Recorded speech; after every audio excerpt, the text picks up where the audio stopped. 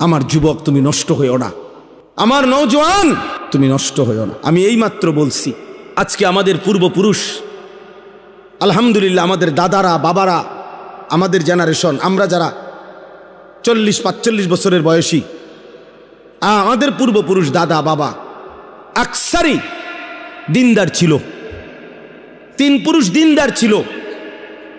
আজকে তোমরা যারা 18, 20, 25 বছর বয়সে তোমরা একটা ওয়াক্ত নামাজ পড়ো না, সারা দিন সারা রাত মোবাইল, নারী, ছবি, অশ্লীল দৃশ্য, উলঙ্গ নাচ গান নিয়ে ব্যস্ত আছো, তোমাদের হাতেও একটা জেনারেশন আসবে। আল্লাহ চাহে তো ইনশাআল্লাহ তোমরাও বিয়ে করবা, আল্লাহ দিলে তোমাদেরও বাচ্চা সন্তান হবে। সেদিন তোমরা বুঝবা তোমাদের এই অব্যাহত গুনাহ, অসভ্যতার, অস্থিরতার খেসারত তোমাদেরকেই দিতে হবে। আমাদের কুমিল্লার, আপনি তো চিনবেনই, মুরাদনগর মাদ্রাসার যিনি মোহতামিম শেখুল হাদিস আল্লামা মুফতি আমজাদ হুসাইন সাহেব, বাংলাদেশের একজন অন্যতম আলেম ওয়ায়েস, উনি নিজে বলছে, এক ভদ্রলোক,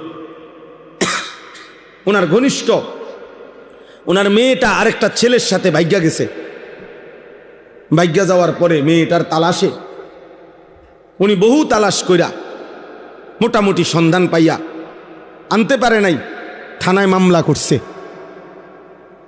কসম আল্লাহর, উনি নিজে বলছে, ওই মেয়েটা মেয়ের বাবার কাছে চিঠি লিখছে, এটা চিঠি পাঠাইছে।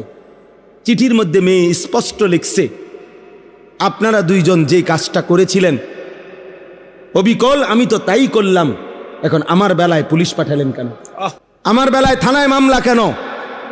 আপনারা বাপমা অত ভাগ্যা গিয়েই বিয়ে করছেন, আমার বেলায় থানায় পুলিশ পাঠালেন কেন, মামলা দিলেন কেন? ওই বাবা অঝরে কাঁদছে যে হ্যাঁ, আমার সন্তান আমার বেইজ্জতি আমারে শোধ দিয়ে দিল।